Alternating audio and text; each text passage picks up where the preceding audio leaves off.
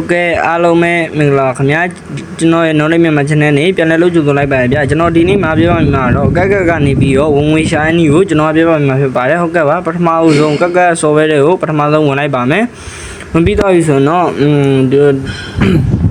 ကိုယ့်ရဲ့ profile နဲ့ကို blue profile နဲ့ကိုတစ်ချက်ဝင်လိုက်ပါမယ် profile နဲ့ကိုတစ်ချက်ဝင်ပြီးတော့ရင်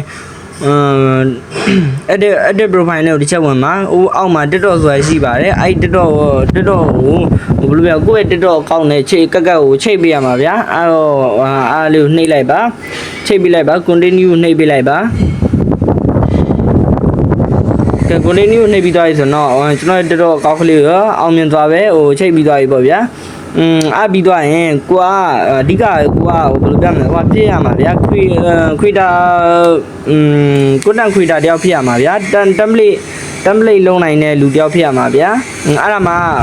ကိုယ့်ရဲ့ template ကကောင်းတဲ့အဆင်ပြေဆိုရင်ကောင်းနေဆိုရင်ပေါ့ဗျာ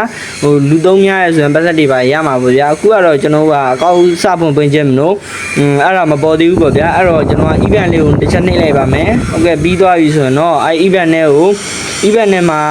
mission တွေရှိရပေါ့ဗျာ event နဲ့မှာ join စရာတွေအများကြီးရှိပါတယ်အဲ့ထဲကနေပြီးတော့ကက်ကက် pioneer program နဲ့တစ်ချက်မှမှာအဲ့မယ် welcome mission ဆိုတာရှိပါတယ်သူကဟိုအောက်မှာဗျာတက်3ခုရှိရဗျာ1တစ်ခုကဘယ်လိုပြမလဲကိုယ့်ရဲ့ TikTok account မှာဘယ်လိုပြမလဲဗီဒီယိုတင်ရမှာပေါ့ဗျာကိုယ့် TikTok account မှာဗီဒီယိုတင်ရမှာအဲ့ event တွေဆိုတာလည်းအများကြီးရှိရဗျာဒီ event ကြဘယ်လိုပြမလဲသူများလောက်ထားတဲ့ဟို template တွေကိုကိုယ်သုံးပြီးတော့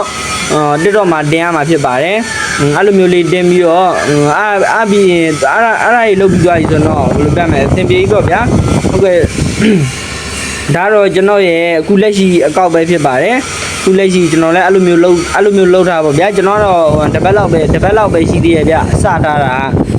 ဒီမှာဆိုရင်ကျွန်တော်မှာ$1ရပြီပေါ့ဗျာ$1ဝင်ပြီပေါ့ဗျာ